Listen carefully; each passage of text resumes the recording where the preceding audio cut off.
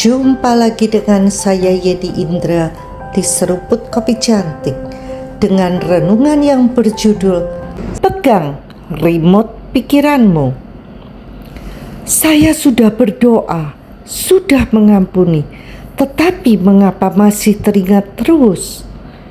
Mengapa pikiran negatif masih muncul? Tanya seorang ibu. Tenang, itu tidak aneh. Apalagi gagal secara rohani.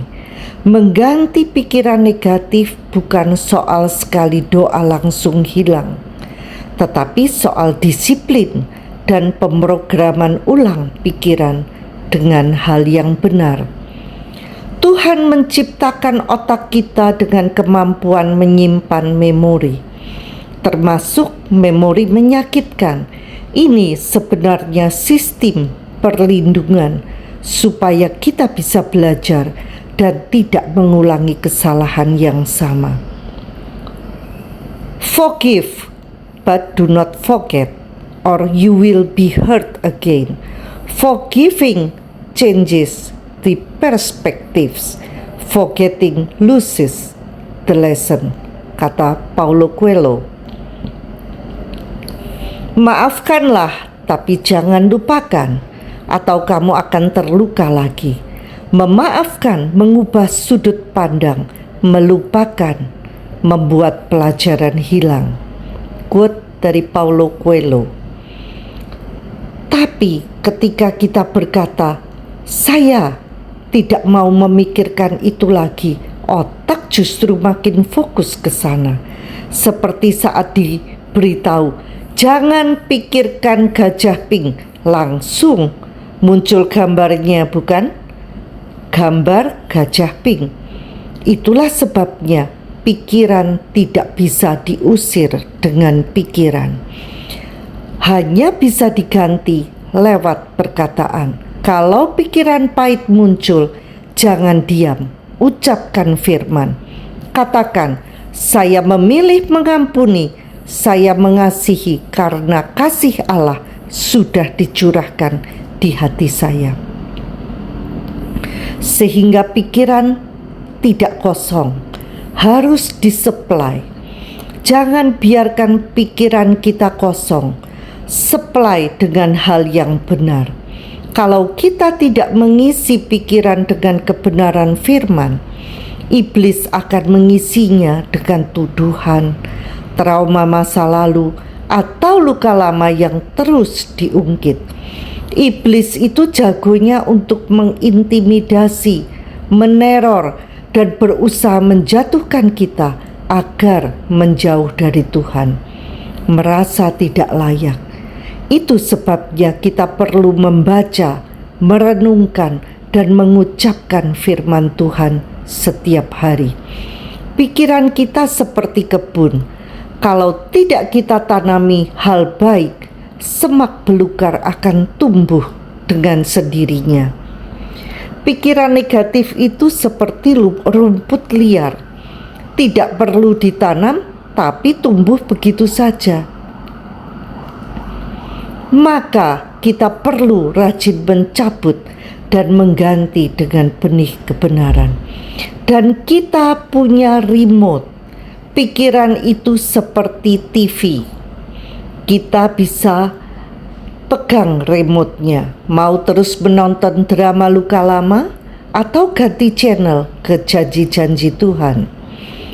Pikirkanlah segala sesuatu yang benar, suci, adil, manis, sedap didengar.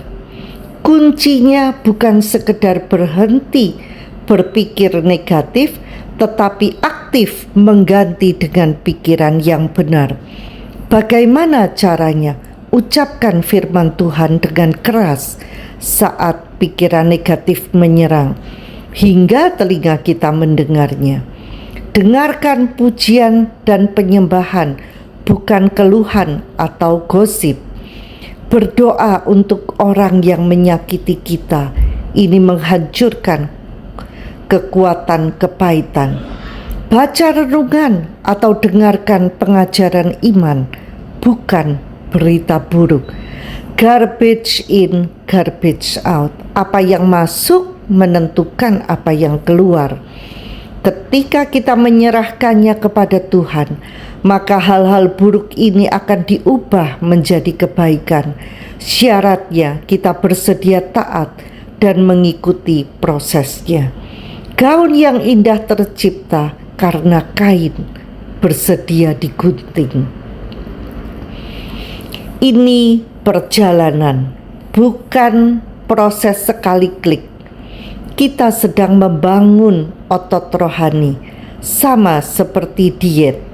Satu hari makan sehat tidak langsung membuat tubuh ideal, tapi kalau kita konsisten mengganti pikiran negatif dengan kebenaran, hasilnya akan nyata. Damai mulai menetap, luka mulai sembuh. Pikiran negatif tidak akan bertahan lama di pikiran yang dipenuhi oleh firman dan ucapan syukur. Dan ingat, ini bukan sekedar psikologis, ini juga perang rohani. Iblis suka memakai memori untuk menuduh, mencuri damai, dan menjauhkan kita dari kasih Tuhan. Tapi kita tidak perlu takut. Firman adalah senjata kita. Mulut kita adalah kemudi. Pilihan kita adalah kunci. Jadi ketika pikiran negatif mulai datang, jangan panik, jangan putus asa. Pegang remote-nya, tekan tombol ganti channel, dan biarkan damai Tuhan menguasai hati kita. Begitu kita mengganti pikiran negatif dengan yang positif, kita akan mulai melihat hasil yang positif. Quote dari Willie Nelson, siap praktek? Yuk! Sampai jumpa di episode berikutnya bersama Yeni Indra di Seruput Kopi Cantik. Tuhan memberkati.